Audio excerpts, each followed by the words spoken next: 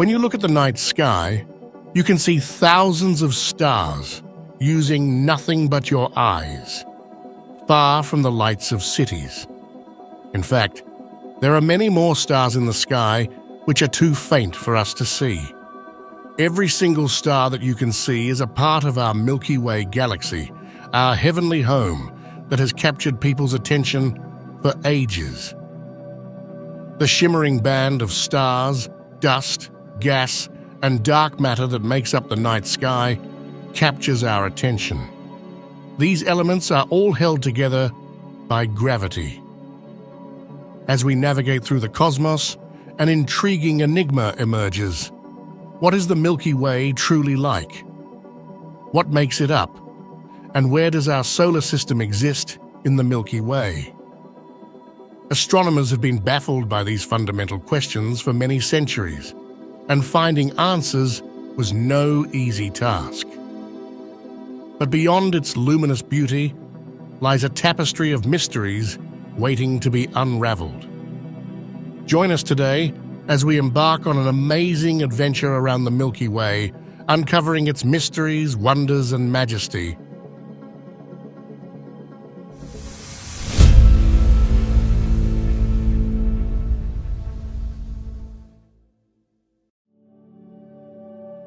You're probably somewhat familiar with our solar system. If nothing else, you probably already know that it contains 8 planets, in addition to the Earth, the Sun, moons, and several other celestial bodies like asteroids and Pluto. However, there is a lot more beyond the solar system of which you may not be aware. From Earth, we can see roughly 6,000 stars without the use of a telescope. Even while that seems like a large number of stars, it represents a very small portion of the total. In fact, for every star you can see, there are more than 20 million you cannot see. The majority of stars are either too dim, too far, or obstructed by clouds of cosmic dust. While the Milky Way galaxy contains all of these stars, there are other, larger galaxies as well, including the Andromeda galaxy. Every galaxy is a system made up of various stellar remnants, interstellar medium, and star systems. Astronomers believe there are 100 billion galaxies in the cosmos, yet they are not sure. Intergalactic space, which contains a thin gas, lies in between the galaxies. Given the size of our solar system and the fact that it is only one of many in our galaxy, it is understandable why the universe is thought to be infinite. This truly helps to put into perspective how tiny both Earth and humans are in the big picture. Through the use of radio and X-ray telescopes, scientists have been able to gather information during the past century about the composition of the interstellar medium. They have shown that it is made up of extremely diffuse ionized hydrogen atoms, dust, and cosmic rays scattered throughout thick gas clouds that are thought to be the birthplace of new stars. But because of the Sun, all 8 planets, and a far-off disk of debris known as the Kuiper Belt, its precise nature just outside our solar system has remained mostly unknown. The Kuiper Belt is located between 30 and 50 astronomical units from the Sun. 1 astronomical unit is equivalent to the distance between Earth and the Sun. The heliosphere, a massive protective bubble created by the solar wind, surrounds them all. This bubble buffets against the interstellar medium like an invisible shield, keeping out most dangerous cosmic rays and other material as the Sun and its surrounding planets hurtle across the galaxy. Without the heliosphere, life would certainly have evolved differently, and maybe not at all. The area where the Sun's magnetic bubble ends and weakens is known as the interstellar space border. The heliosphere, a magnetic bubble, is full of plasma or ionized gas. The solar wind, which pulls magnetic field lines away from the Sun, blows material into the heliosphere.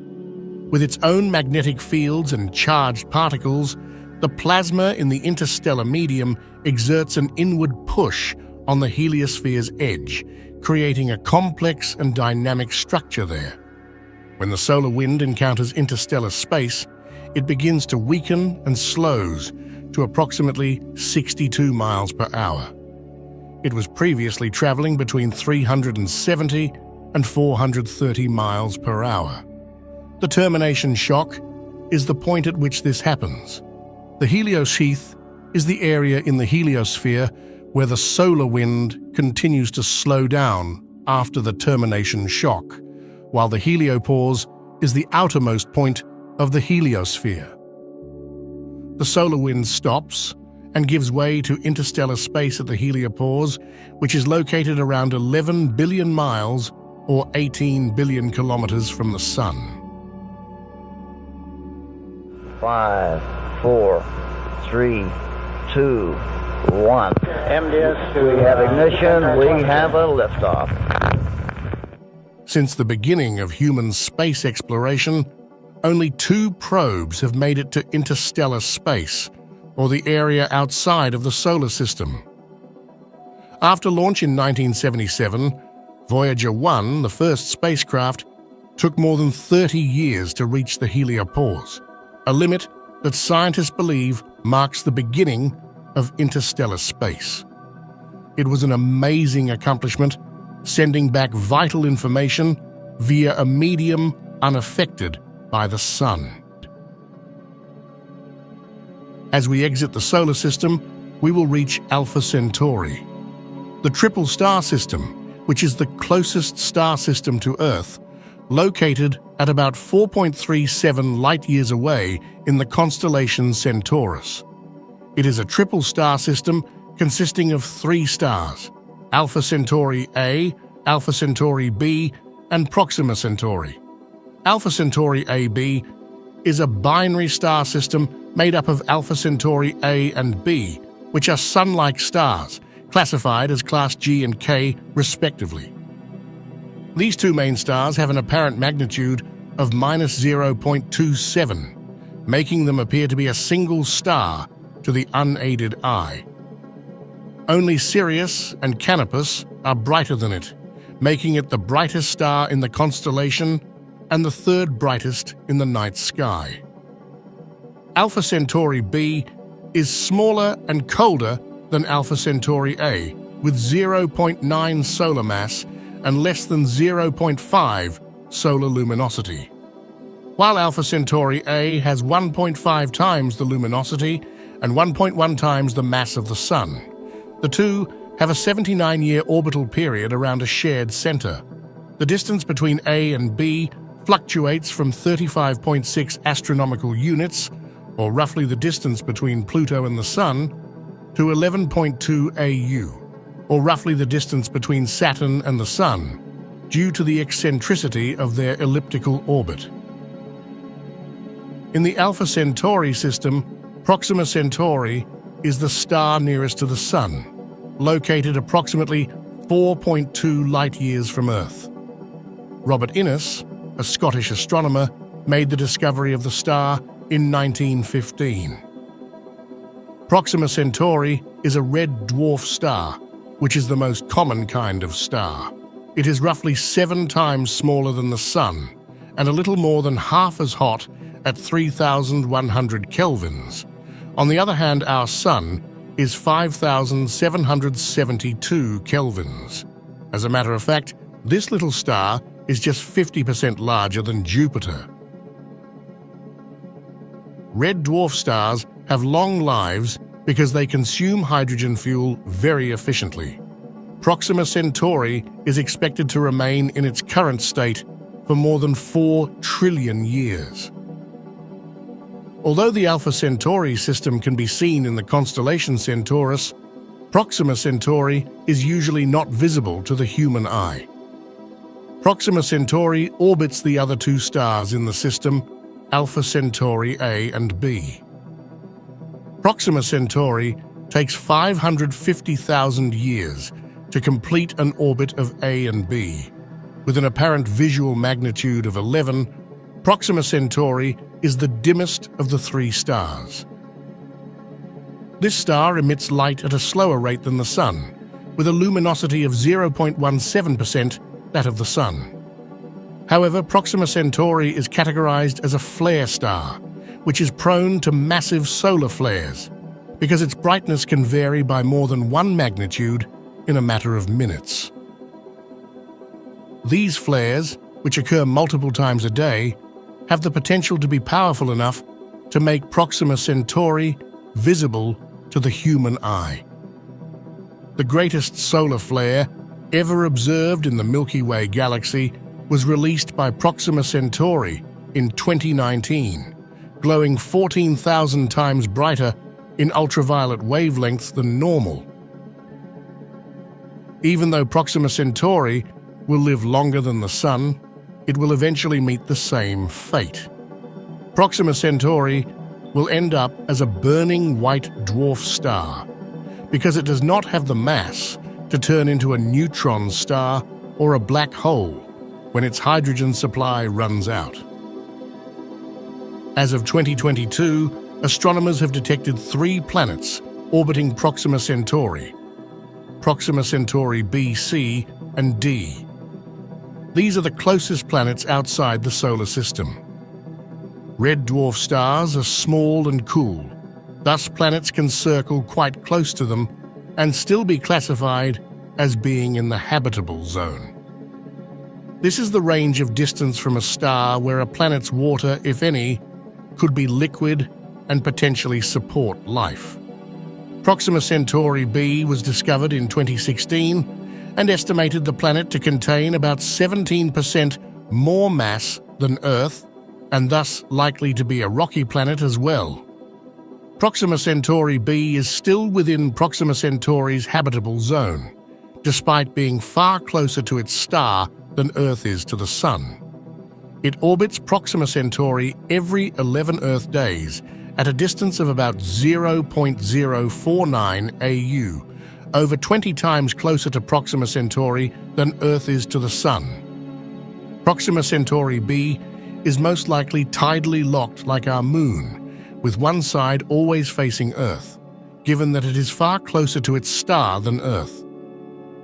It is therefore possible that liquid water exists on the opposite side, but its habitability is unknown due to the extreme radiation and flares from its host star. Proxima Centauri B feel the gravitational pull of their stars much more strongly than we feel the tidal effect of our Sun. Here on Earth, the Moon exerts more tidal force than the Sun, also because it's so much closer. And tides don't just pull on the ocean, they can also move air. It's possible that the tidal pull on the atmosphere of Proxima Centauri B is up to 500 times stronger than that of Earth's atmosphere. It's likely that Proxima Centauri B is getting close to the maximum tidal force that a planet can withstand and still retain a solid surface. However, Proxima Centauri B's climate and weather are mostly unaffected by its extremely high tides. Situated just outside of the habitable zone at around 1.5 astronomical units from the red dwarf is the mini-Neptune exoplanet Proxima Centauri C, which is around 7 times the size of Earth, and orbits its star once every 1,900 Earth days. First thought to have been discovered in 2019, the super-Earth planet, it appears to shine much brighter than expected for that size, indicating that it may be shrouded in dust clouds or circled by a ring system. The projected planet's estimated temperature by astronomers is extremely cold, probably close to -233 degrees Celsius. This makes it uninhabitable due to its distance from its star and large mass. The gravitational pull of Proxima Centauri C caused its parent star's velocity to wobble, which led to the star's initial detection in 2019. In 2020, pictures from the Hubble Space Telescope from 1995 were used to confirm Proxima Centauri C existence. It is therefore one of the rare exoplanets with visual confirmation. A third planet was discovered in 2022 around Proxima Centauri. The exoplanet, known as Proxima Centauri D, orbits its star at a distance of roughly 3% of Earth's distance from the Sun and contains about 25% of Earth's mass. Every 5 Earth days, Proxima Centauri D completes one orbit around its star due to its relative proximity to it. It is among the lightest exoplanets that scientists have yet observed. Furthermore, in 2021, scientists detected what may be the first indications of an exoplanet circling Alpha Centauri A, also known as Rigil Kentaurus, in the star's habitable zone called candidate C1. It is estimated that C1 has a mass between half of Saturn and Neptune and orbits Alpha Centauri A at a distance of roughly 1.1 AU. Using direct thermal imaging, C1 was found. With an elongation of around 0.1 arcsecond, it looks to be as bright as a giant planet. This is consistent with the orbital motion of a planet in a 70-degree orbit. The fact that C1 is situated in the habitable zone of Alpha Centauri A and may be a mini Neptune or super Earth makes the discovery of this exoplanet much more interesting. We are almost certain that planets similar to Earth exist in Alpha Centauri. But the main question is, could humans ever actually live there? The most challenging obstacle in our quest to set up a new home in the Alpha Centauri system would undoubtedly be traveling a huge distance to reach these 3 stars. Even though Alpha Centauri is the nearest star system to Earth, it is still more than 4 light-years away. That comes to roughly 23.5 trillion miles or 37.8 trillion kilometers. We would need a far faster spacecraft or another means of transportation to cover such a great distance. NASA claims that the Space Shuttle Discovery, which was discontinued in 2011, had a top speed of about 17,500 miles per hour. Still, reaching Alpha Centauri would take more than 148,000 years, even at this steady speed. NASA estimates that even when the Orion spacecraft, the crew capsule linked to the Artemis program, is prepared to carry people, its maximum velocity will be approximately 20,000 miles per hour. This won't significantly cut down this travel time to Proxima Centauri. That's even if either of these vehicles was designed to journey out of the solar system rather than just making relatively short trips to the Moon or Mars.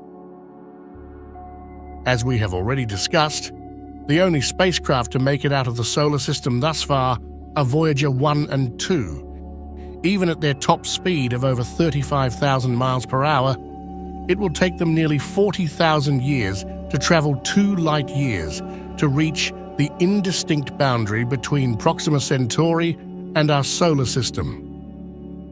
That implies that it might take these spacecraft more than 80,000 years to reach close to the star.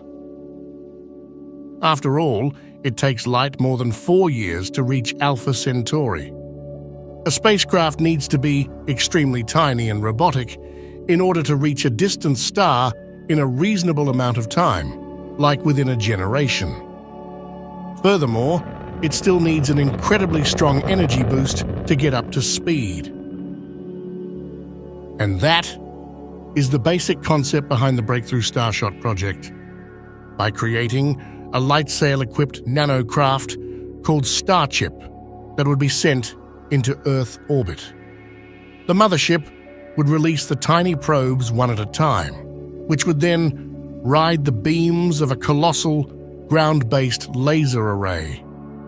The main challenge, though, is the Earth's atmosphere, which distorts laser and incoming light and makes it challenging to apply the force required to move a spacecraft forward. Much more potent lasers on the ground would be able to keep a close focus on the space mission thanks to small lasers mounted on satellites that would evaluate atmospheric impacts in real time. To send out the vessel at any given time, the required lasers need an astounding 100 gigawatts of power, which is equal to the total US electricity usage. But the lasers only need to operate for 10 minutes at full power. They plan to employ 100 million lasers to distribute the electricity across an area of 1 kilometer square. The Starshot team is determined to push the boundaries of space exploration. When the lasers are switched off, the object racing through space will be traveling at a stunning 20% of the speed of light, more than 130 million miles per hour, or 216 million kilometers per hour, with a diameter of little over 10 meters. This spacecraft could reach to Alpha Centauri in about 22 years. But it might be significantly slowed down by the sun's gravitational pull and interstellar debris. It will take 4 more years for the spacecraft's signals to reach Earth, even if they make it to Alpha Centauri. Alpha Centauri is moving toward Earth, but very slowly, and doesn't pose an immediate cause for concern. The distance between Alpha Centauri and Earth as of 2024 is approximately 3.26 light years. It will be at its closest in 29,700 AD, when it will be approximately 3 light years away. Over the course of a human lifetime, the slow change in distance will have no noticeable impact on Earth or the solar system. Space is a remarkable place. We're learning new things about it every day. Leaving Alpha Centauri behind, we travel on to the Barnard Star, the second nearest star to the Sun, at a distance of 5.95 light-years. It has the name Edward Emerson Barnard, in honor of the American astronomer who made the discovery in 1916. With an estimated age of 11 to 12 billion years, or roughly twice that of the Sun, Barnard's star is an old star, and most likely a thick disk member of the Milky Way. Red dwarfs that are young or middle-aged often spin fast enough to produce powerful magnetic fields, which can result in flares that quickly double a star's brightness. But Barnard's star was too old to show this kind of behavior. However, on July 17, 1998, Diane Paulson and her colleagues at NASA's Goddard Space Flight Center revealed that a flare similar to this one had been released by Barnard's star. At the time, the star's spectra was being obtained using the 2.7-meter telescope at McDonald Observatory by William Cochran of the University of Texas at Austin. His hope had been to find alterations that would point to the existence of planets in orbit. Rather, he saw emission lines in the spectrum, which showed that the star might be flaring. 4 years later, Cochrane team's investigation revealed that the star's hot blue flare was similar to those from younger red dwarfs, even though it was quite old. The temperature of the flare was at least 8,000 Kelvin, which was more than twice as hot as the 3,100 Kelvin temperature of the star. As Barnard's star gets closer to us, its distance from us is decreasing by 0.036 light-years every century, at an incredibly fast speed of 108 kilometers per second or 67 miles per second. Its closest approach to the Sun will be at a distance of just 3.85 light-years by 11,800 AD. In terms of its proper motion, Barnard's star is also the fastest-moving star in Earth's skies. Another feature that makes Barnard's star unique is the largest proper motion of any star, which is approximately 10.4 arcseconds per year, or the equivalent of a lunar diameter every 180 years. Since of this and its relative closeness, it is an ideal target for exoplanet searches, since any systematic variations in its motion across the sky brought on by planets in orbit would be more noticeable. Finally, a planet was found around Barnard's star in 2018. The planet orbits the star at a distance of roughly 60 million kilometers or 37 million miles on a 233-day orbit, with a mass at least 3.2 times that of Earth. The planet is not in the habitable zone due to the star's low brightness, and any water on its surface would probably be frozen. As we go farther away, around 8.6 light-years away, near the constellation of Orion, we will find Sirius, also known as the Dog Star, or Sirius A, which is the brightest star in Earth's night sky.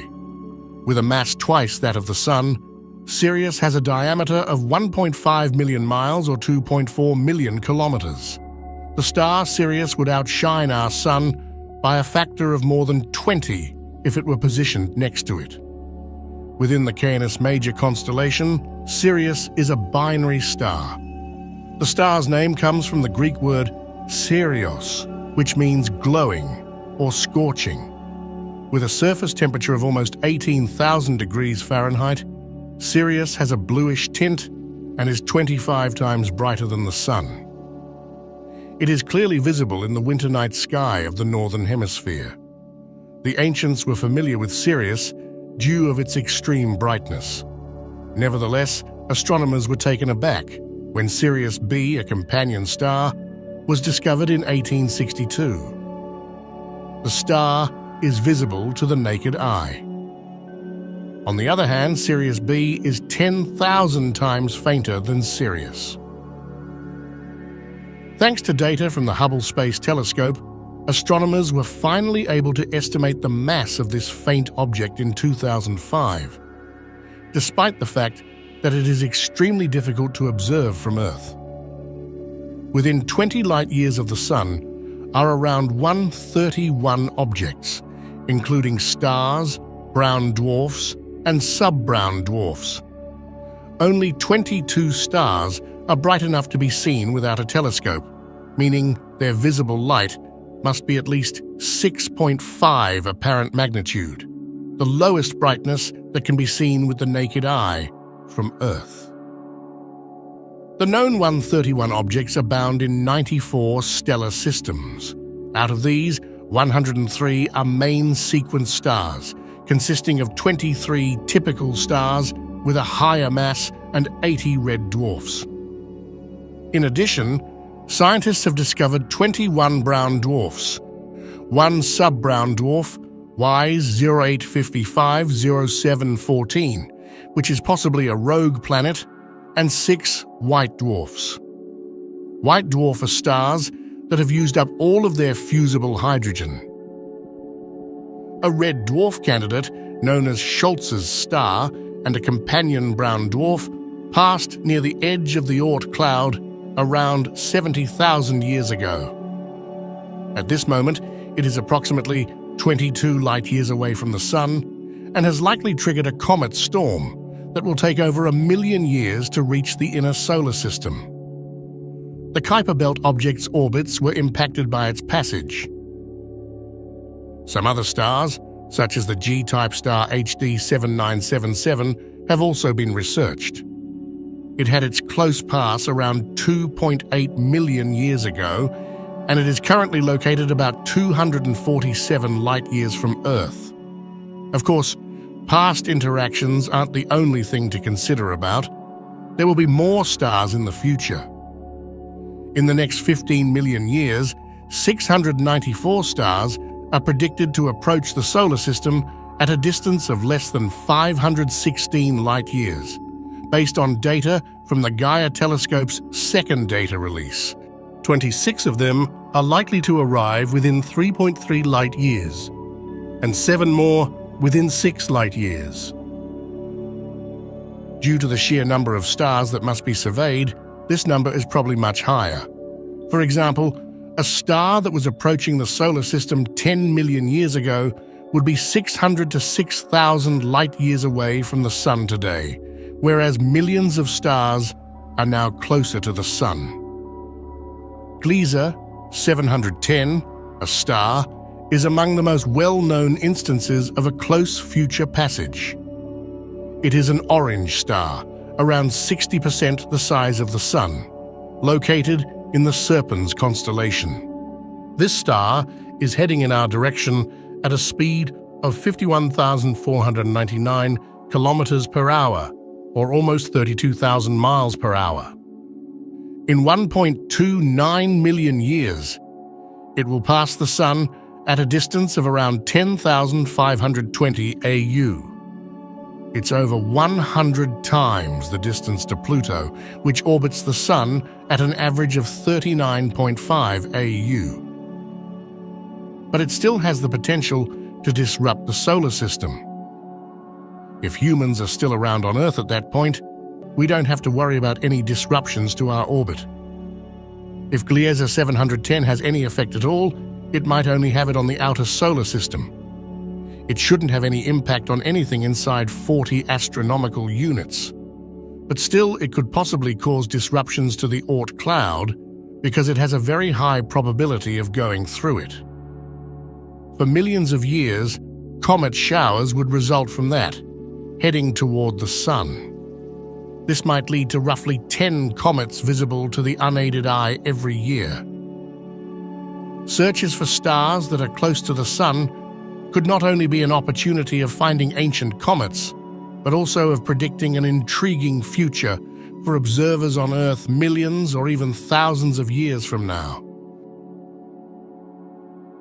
The local interstellar cloud, which is around 30 light-years large, is where the solar system and the other stars and dwarfs are now moving within or close to it.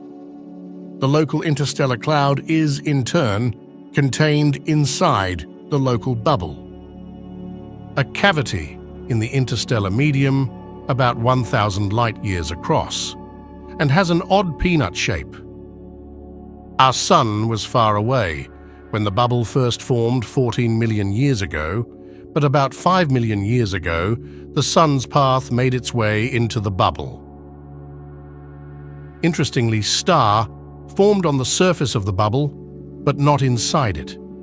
There are 7 star-forming regions around this bubble. Because of this local bubble, life has become possible on Earth today. As we go farther away, we will reach Orion constellation, around 1344 light-years away from Earth. 1 light-year is the distance light travels in a single year, about 6 trillion miles or 10 trillion kilometers. The Orion constellation is one of the 88 modern constellations and is named after the hunter in Greek mythology. It contains over 60 stars, including Betelgeuse, a red supergiant star located at around 650 light-years away. This is one of the largest known stars, with a diameter of about 767 million miles or 1.2 billion kilometers. It's about 700 times the size of the Sun and has a mass between 10 and 20 times that of the Sun. Because Betelgeuse may have less than 300 years of fuel left in its core, there has been continuous discussion throughout the world on whether or not it would explode. The star's core will collapse into a black hole as it burns through those final drops, blasting out the star's outer layers at speeds of up to 25,000 miles per second or 40,000 kilometers per second. Astronomers refer to this blazing demise as a supernova explosion, and in Betelgeuse's case, it will be a breathtaking sight for observers on Earth. Those layers of gas and dust will shine in our sky for several weeks, comparable in brightness to the full moon, because the star is only 650 light-years away from Earth. The issue is that most astronomers do not think Betelgeuse is quite ready for a big explosion just yet. Astronomers normally expect that it will blow up in the next 100,000 years, or soon on a cosmic time frame, not a human one. The other famous stars in this constellation is in the line Orion's belt, which consists 3 stars located around the middle of the constellation Orion. These are Alnitak, Alnilam, and Mintaka, from east to west. The belt is perhaps the most recognizable feature of Orion because it is visible all around the world. These 3 supergiant stars separately are thousands or tens of thousands of times brighter and several times more massive than the Sun. Despite these stars look closer to one another in the sky, they are actually light years apart. Orion's belt is mainly used by astronomers as a celestial landmark when searching for M42, also known as the Orion Nebula. M42 is located below the belt and is one of the most visible Messier objects for beginner astronomers, as it is easy to locate and view with a telescope or pair of binoculars. Looking at it is like looking into a celestial nursery where new stars are born. One of the largest gas and dust clouds in our Milky Way galaxy is the Orion Nebula. It is approximately 2 million years old and located about 1,300 light-years away from Earth. Because the magnificent nebula has an apparent brightness of +4, it is even visible with the human eye. On the astronomical magnitude scale, +6 is the faintest object that, in the best lighting conditions, is visible to the human eye. This massive nebula, which has a diameter of between 30 and 40 light-years, could be giving birth to 1,000 stars. Within the nebula is a young open star cluster, whose stars are still only loosely connected by gravity after having formed together in the gas cloud. It is sometimes called the Orion Nebula Star Cluster. An international group of astronomers suggested in 2012 that this cluster in the Orion Nebula might have a black hole at its heart. Through small telescopes, you can see the 4 brightest stars in the Orion Nebula, known as the trapezium. The Orion Nebula is illuminated by the light of the young, hot trapezium stars. In terms of star lives, these stars are young, having only the age of approximately 1 million years. An infrared picture of the Orion Nebula was taken by the James Webb Space Telescope last year. It shows an explosion of dust, stars and clouds in red, purple and blue against a background of dark space. Additionally, 540 planetary mass objects with masses ranging from 0.6 Jupiter masses to Jupiter itself have been discovered by James Webb within the nebula. Among these planetary mass objects, the most fascinating are the Jupiter mass binary objects, which aren't separate objects orbiting in space by themselves.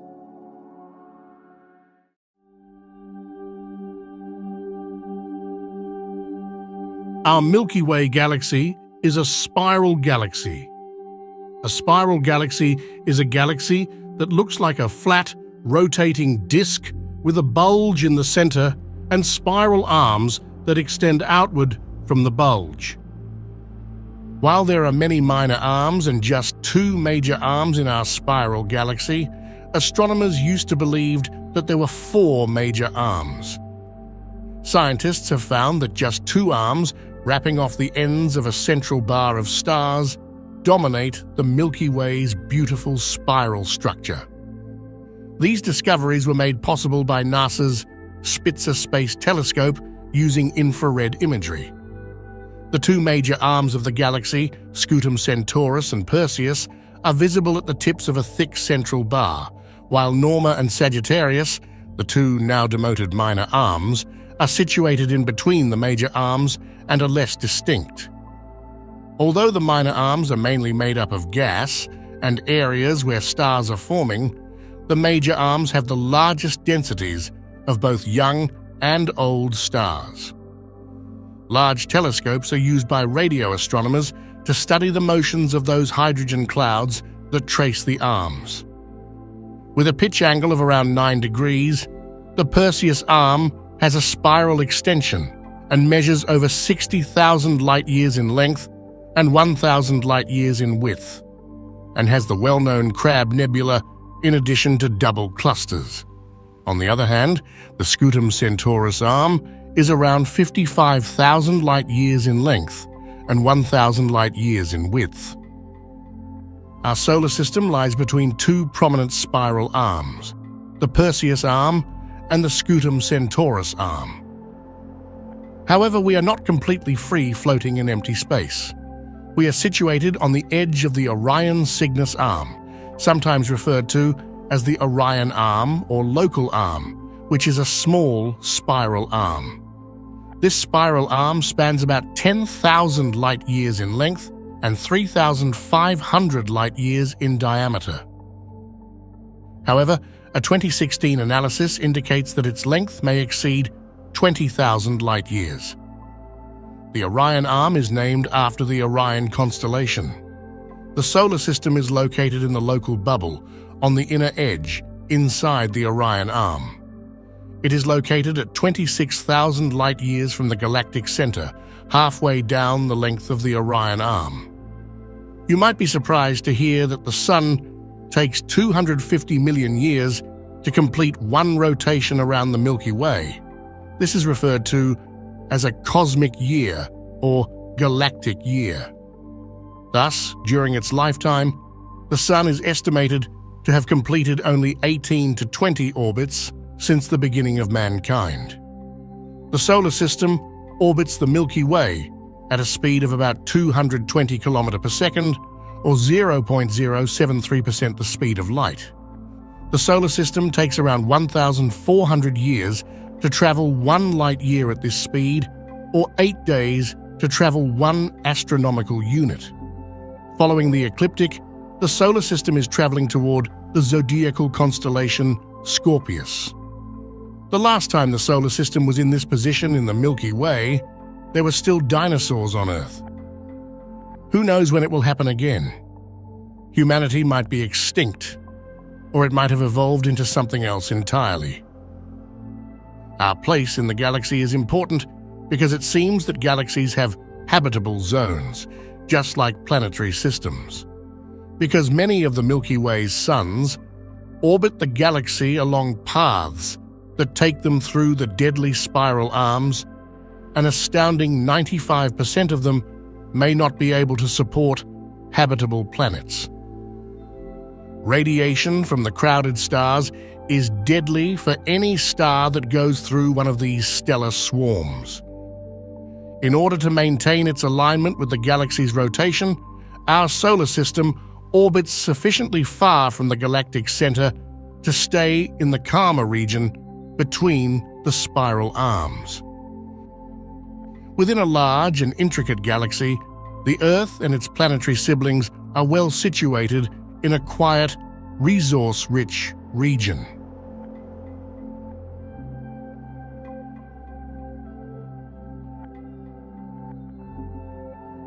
As we go closer to the center of our Milky Way galaxy, located roughly 9,500 light-years away from Earth in the Scutum constellation, we will reach UY Scuti.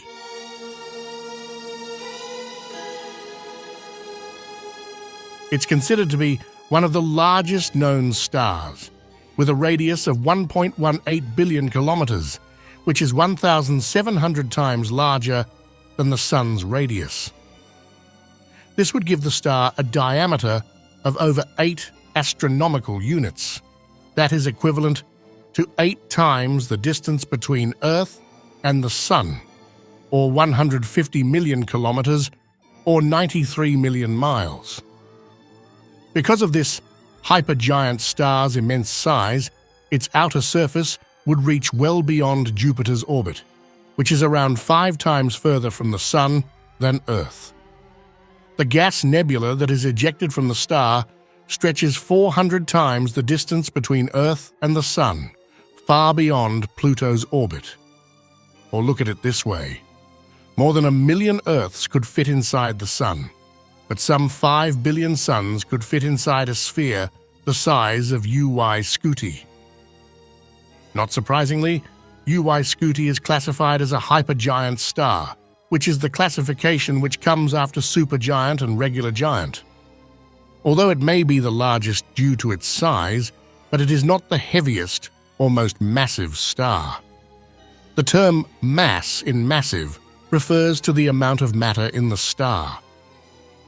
The heaviest star is R136A1, which weighs in at about 300 times the mass of the Sun, but only about 40 times the radius of the Sun. On the other hand, UY Scuti has a size significantly larger than the Sun, although having only a mass between 7 and 10 times that of the Sun. Similarly, being so massive doesn't mean that UY Scuti is that hot either. In fact, its surface is almost half as hot as our Sun's. Another thing that makes UY Scuti particularly interesting is the fact that it's a variable star. Over time, variations in luminosity can be seen as a result of the material's continuous fluctuation at and near the surface, due to the unstable battle between the forces of gravity and fusion. These stars are of special interest to astronomers because they can shed light on the inner workings of stars. Although UY Scuti, like many other stars, is thought to be capable of supporting a planetary system, it's possible that the innermost exoplanets have already been swallowed by the host star's expansion. Furthermore, UY Scuti is so faint that it is improbable that we will ever be able to witness those exoplanets directly. As we go to the center of our Milky Way galaxy, around 26,000 light-years away, we see a celestial enigma. Sagittarius A. This supermassive black hole is an incredible cosmic monster that is beyond understanding. Sagittarius A is no ordinary black hole. Its estimated mass is a staggering 4.3 million times that of our Sun. Imagine compressing millions of suns into a single point, a gravitational singularity where space and time warp beyond recognition. This massive monster is located at the heart of the Milky Way, our spiral galaxy. A black hole is a region of space so densely populated with mass that nothing can escape from it, not even light. A black hole is invisible to us, but telescopes can see the materials surrounding it. Black holes surrounding matter, which can consist of gas and dust, warms up and releases detectable radiation. In some cases, telescopes can observe the gravitational influence of a black hole on the motions of nearby individual stars. Observing it directly is a formidable challenge. Sagittarius A is obscured by a dense layer of dust that prevents optical observations. However, astronomers have developed smart strategies to break through this cosmic curtain. The Event Horizon Telescope, a network of radio telescopes spanning a planet, made history in April 2019 when it successfully obtained the second-ever image of a black hole. This discovery comes after the EHT collaboration released the first picture of M87, the black hole, at the center of the farther-off Messier 87 galaxy in 2019. Sagittarius A was visible in the photograph as a dim outline against the brilliant background.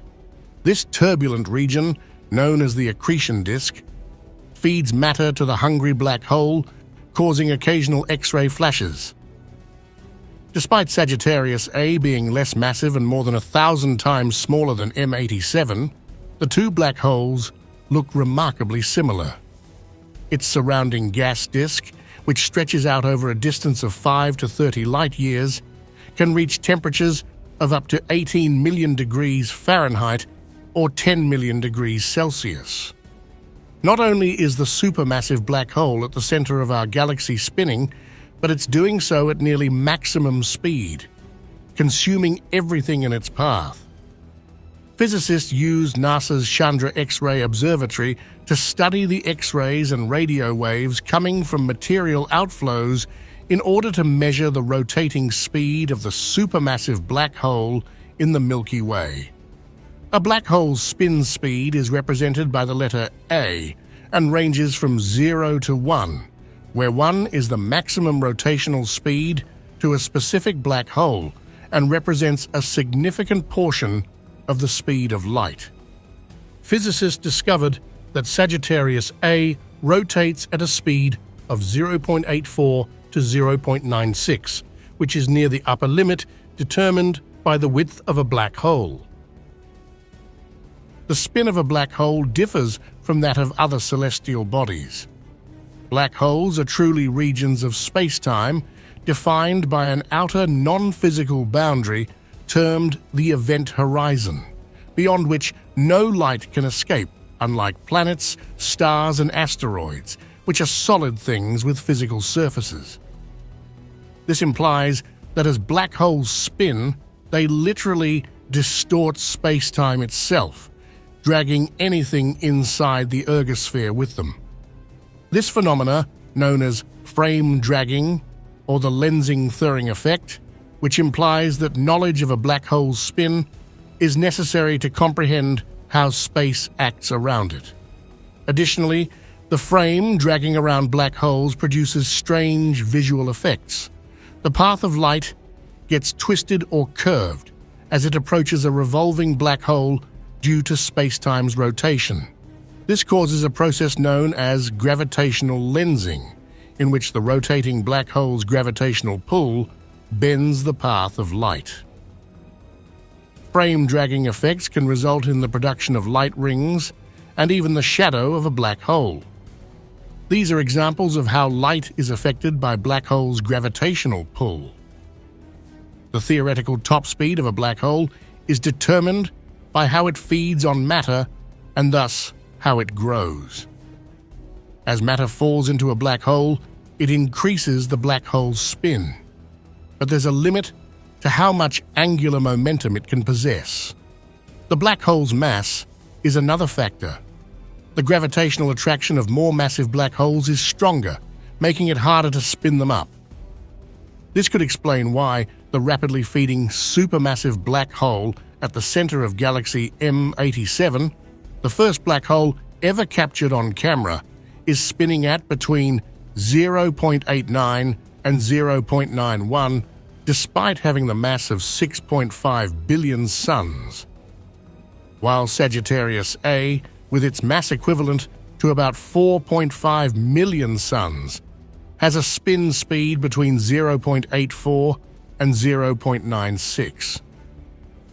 But soon, something strange happened while researching this black hole. Some scientists believe that Sagittarius A may not be a black hole after all. Instead, it could be an immense concentration of dark matter. Imagine a dark pool of invisible matter forming the basic structure of our galaxy. Sagittarius A has never been directly confirmed, despite the fact that it is widely believed to be a black hole. To put it simply, it is an extremely bright radio emitter located at the Milky Way's galactic core. The astronomy community encountered a challenging problem. G2, a galaxy cloud, had moved a bit too close to Sagittarius A. The G2 gas cloud just kept drifting without undergoing any notable changes, despite the fact the supermassive black hole should have pulled it and destroyed it. Observing the interaction between the Sagittarius A and the G2 gas cloud revealed that G2 was not an ordinary gas cloud as seen by the lack of effect. They explain that at least two components had to be present to allow the cloud to pass through that close to the black hole without being devoured. One is an extended, cold and low-mass gas cloud, and the other is a very compact segment, like a dusty object that dominated the detected emission from G2 as it passed by. Astronomers, however, may be more concerned with the possibility that Sagittarius A is not actually a black hole. First, scientists created a simulation of our galaxy because they were intrigued by the idea that the Milky Way's center might actually be a mass of dark matter. Researchers found that despite the galactic center's replacement, the Milky Way galaxy still exists and operates basically in the same manner throughout the simulations.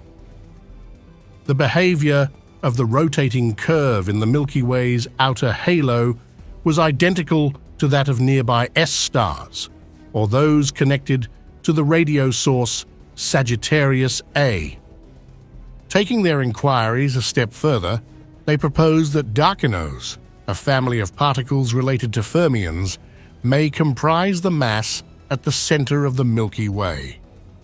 Apart from its extreme features, such as devouring everything around it, darkinos would have the same properties as a black hole if they clumped together into a huge mass. Sagittarius A is mostly dormant and only occasionally absorbs gas or dust, but nonetheless has an estimated mass millions times that of our Sun. Although there are still a lot of unanswered questions concerning the supermassive black hole, future observations from the Event Horizon Telescope should shed light on these riddles. Stellar mass and intermediate mass black holes form when massive stars cease nuclear fusion and can no longer support themselves against complete gravitational collapse. The mechanism that forms supermassive black holes like Sagittarius A is unclear because there are no stars large enough to directly collapse into a black hole of this size. There are two possible explanations: either smaller black holes merge in order to form larger black holes, or smaller black holes grow enormously large by consuming gas and dust from their surrounding. Sagittarius A remains an astronomical marvel, a cosmic mystery at the heart of the Milky Way. As our understanding deepens, we continue to unravel our galaxy's secrets.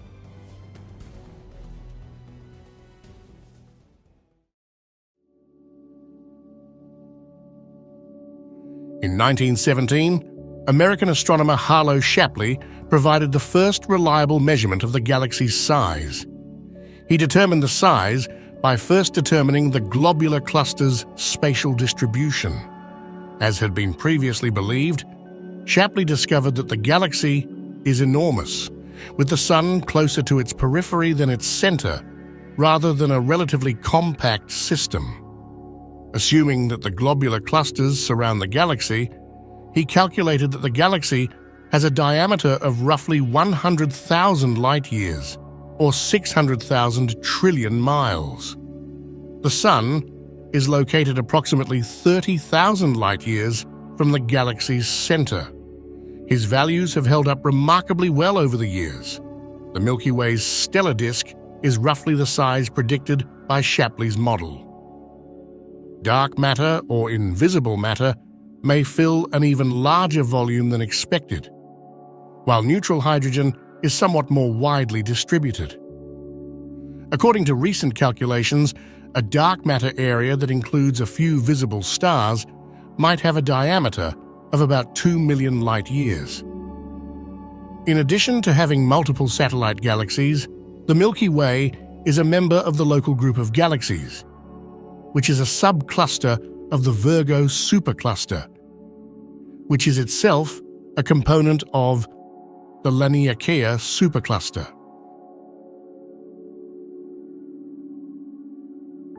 There are at least 100 to 400 billion stars in our galaxy, and at least that number of planets. The Milky Way and everything else in space are in motion. The radiation from the Big Bang, known as the cosmic microwave background, is used as a reference point for calculating the speed of objects in space. The Milky Way galaxy is thought to be traveling at a speed of roughly 600 km per second, or 372 miles per second, inside the local group of galaxies. Since the oldest stars in the Milky Way are almost as old as the universe, they most likely formed shortly after the Big Bang's dark ages. The galactic nucleus is the site of a wide range of activity, apparently powered by the black hole. The region emits X-rays and infrared light, and it is possible to see fast-moving gas clouds there. Data clearly show that matter, including some gas from the Z direction, that is perpendicular to the galactic plane, is being drawn into the black hole from outside the nuclear zone.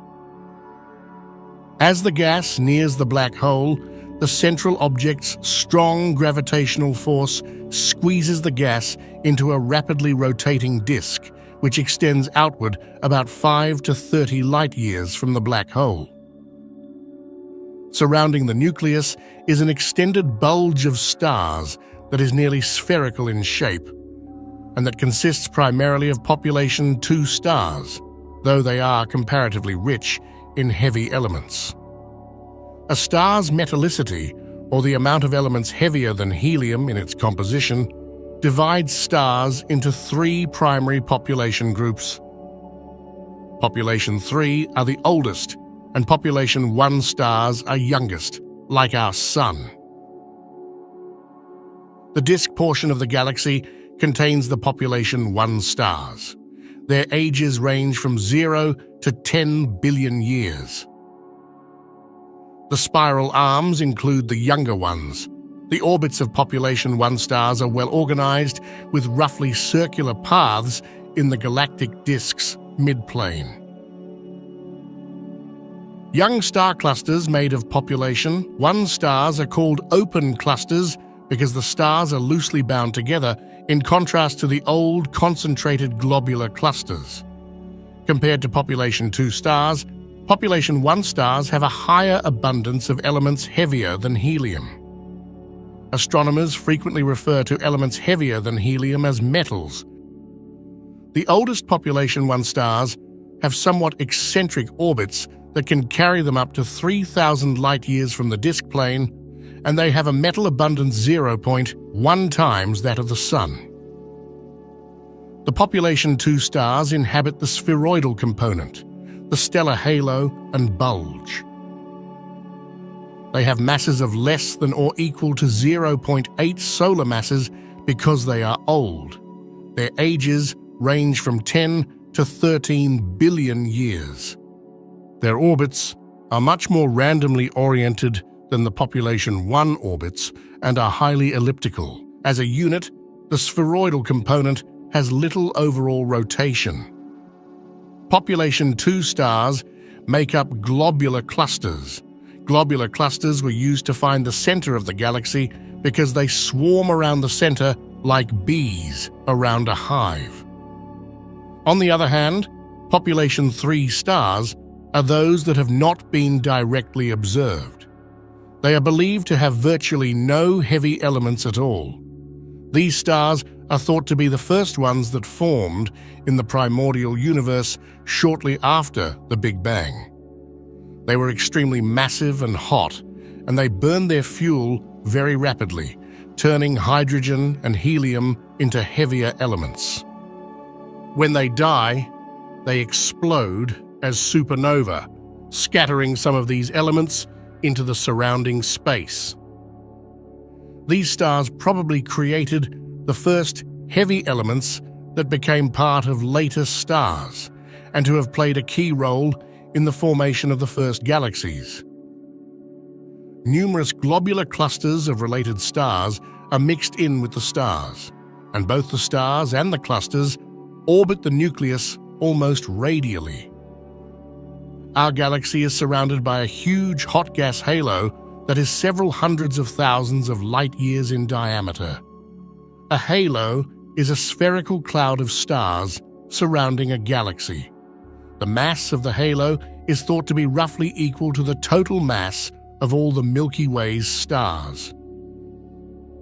Astronomers have proposed that the Milky Way's halo is composed of two populations of stars.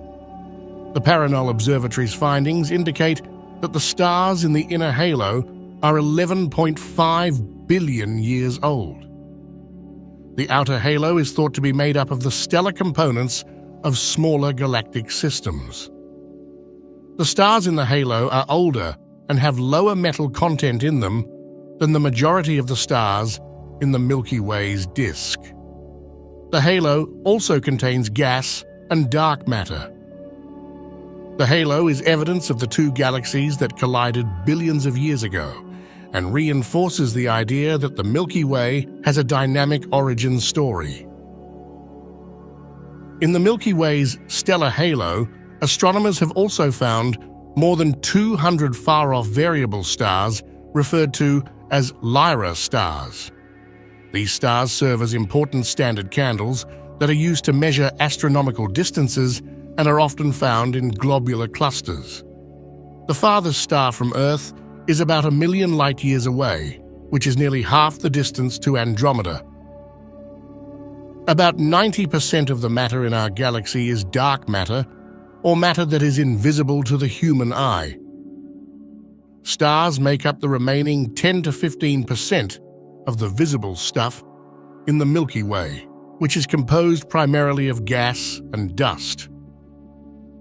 Simulations of the Milky Way's rotation have shown that this massive amount of dark matter produces an invisible halo. If the dark matter did not exist, then the stars within the Milky Way would orbit much slower than has been observed. The Milky Way's dusty ring can be observed in the night sky on a clear night. As we are located approximately 26,000 light-years away from the center of the Milky Way, we are unable to capture images of the disk. Any depiction of our galaxy that you have ever seen is either an artist's portrayal of it or a separate spiral galaxy. We don't have a picture of the Milky Way as a whole, since we can only capture images of it from within the galaxy. So why do we believe that it is a barred spiral galaxy? There are several clues. The first clue to the shape of the Milky Way comes from the bright band of stars that stretches across the sky. In locations with dark night skies, this band of stars can be viewed with the naked eye. That band comes from seeing the disk of stars that forms the Milky Way from inside the disk, and tells us that our galaxy is basically flat. Many telescopes, both on Earth and in space, have captured photographs of the Milky Way disk by capturing a sequence of images in different directions, which is similar to creating a panoramic photo with your phone or camera. The concentration of stars in a band adds to the evidence that the Milky Way is a spiral galaxy. If we lived in an elliptical galaxy, we would see the stars of our galaxy spread out all around the sky, not in a single band.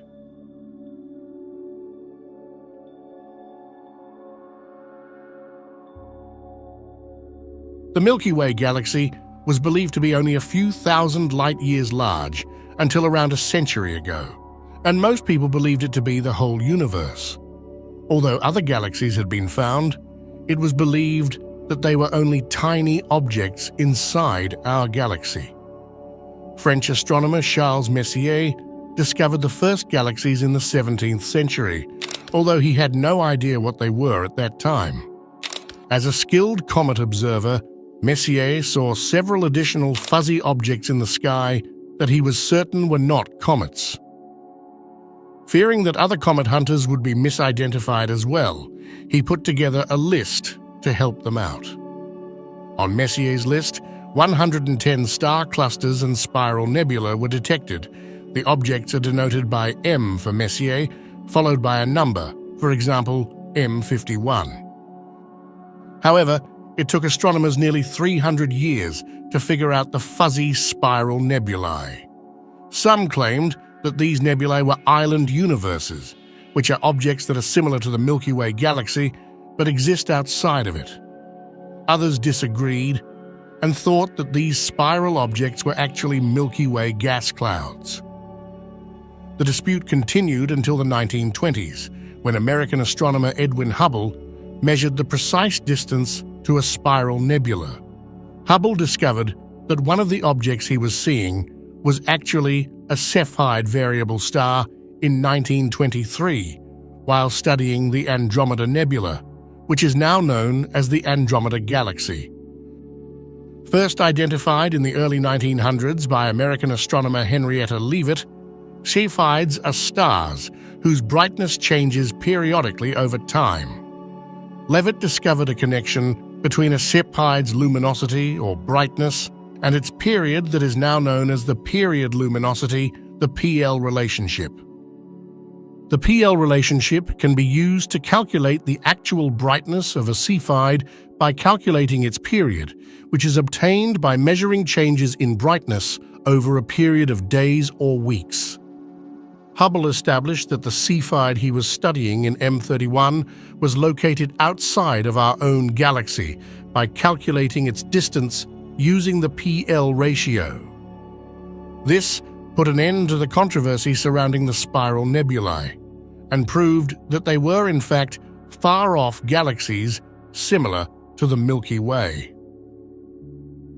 Hubble continued his study of galaxy distances using Cepheids as his measuring tool before publishing his results in 1929. In his work, Hubble created a graph showing the distances from Cepheid variables and the velocities of galaxies, which is obtained from estimating the redshift of these galaxies' spectra.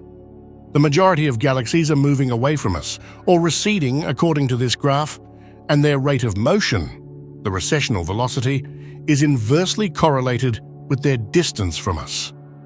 Distant galaxies recede more quickly than nearer ones. This was later known as Hubble's law. Hubble's initial estimates for the recessional velocity of galaxies was very high, because at the time no one knew that there were actually several different types of Cepheid variables, with slightly different period luminosity relationships.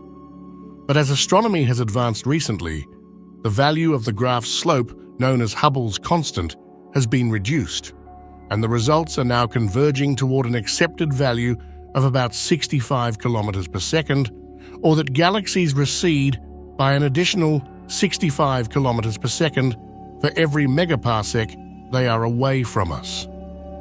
There are trillions of galaxies in the universe, and up to a few 100 billion stars can be found in each galaxy. The same way that one studies atoms to understand the qualities of a material, one must study the building blocks of the universe to comprehend it. Understanding the formation and evolution of galaxies is essential for our understanding of the universe. Although the study of galaxy formation dates back around 50 years to the foundational work of Egan, Lyndon Bell, and Sandage, we still do not have a comprehensive understanding of how galaxies form and evolve. Many details still need to be explored. In addition to providing us with valuable answers to the questions like where do we come from and where are we going?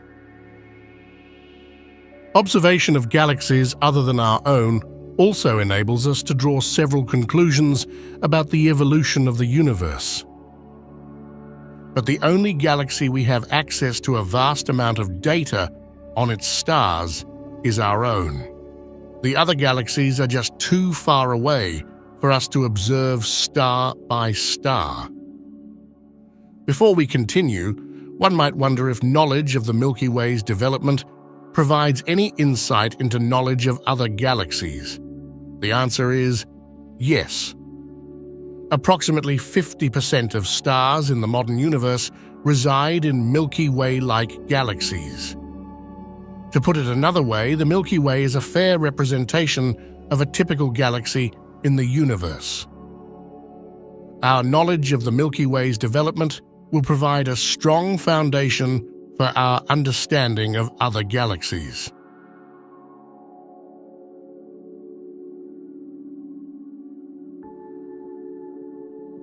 Soon after the Big Bang, which occurred 13.61 billion years ago, the Milky Way began as one or more small overdensities in the universe's mass distribution.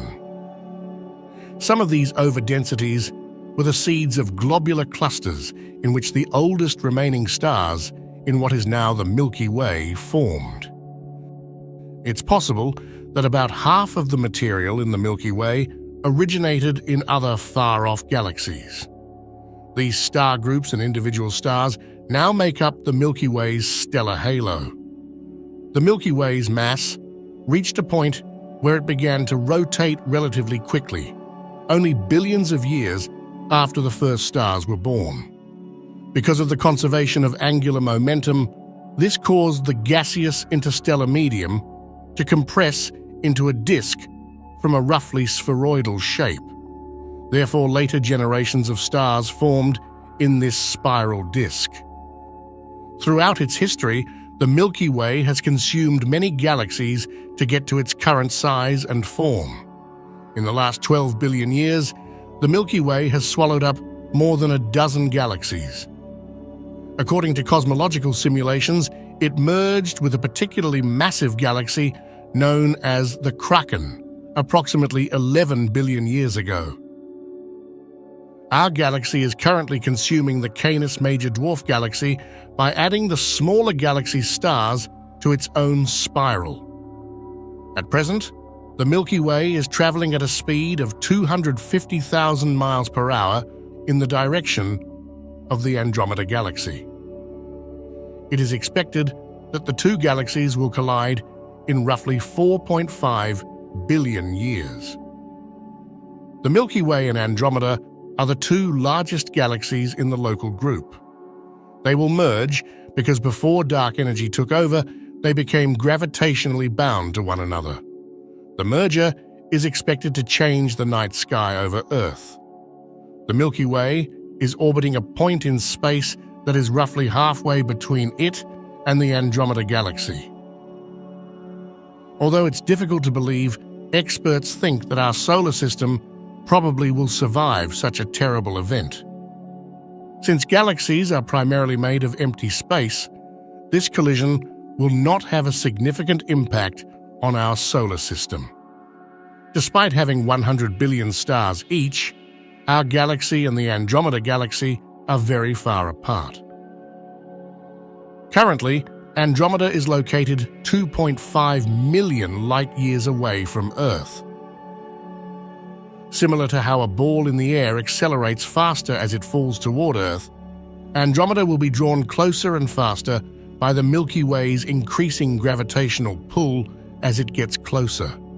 In just 4 billion years, the Milky Way and Andromeda will have tugged and ripped at one another's throats. All that's left will be the spectral framework of two separate galaxies in the past. The carnage will go on for as long as time does not stop until the central supermassive black holes in both galaxies are near enough to one another to collide and join. By that point, the Milky Way and Andromeda galaxies, the two separate spiral galaxies, will be no more. Our solar system will have a new home in an entirely different class of galaxy called an elliptical galaxy.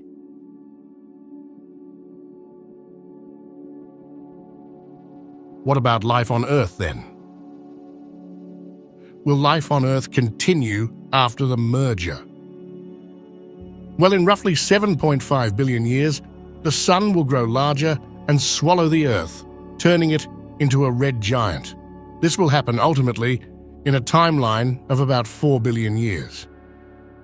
As solar radiation reaching the Earth increases, Earth's surface temperature will increase. We might experience a runaway greenhouse effect, much like what's happening right now on Venus.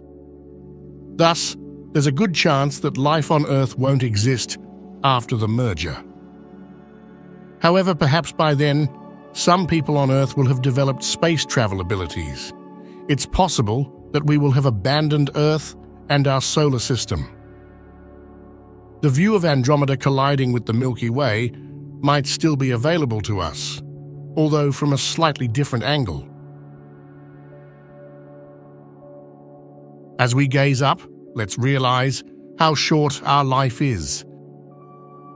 We are stardust, seeing a cosmic tale. For whatever reason, we are here now, sitting and wondering about the universe. We, the very children of the universe, born from ordinary chemicals over billions of years, now gaze wondrously into the endless black abyss to think about it.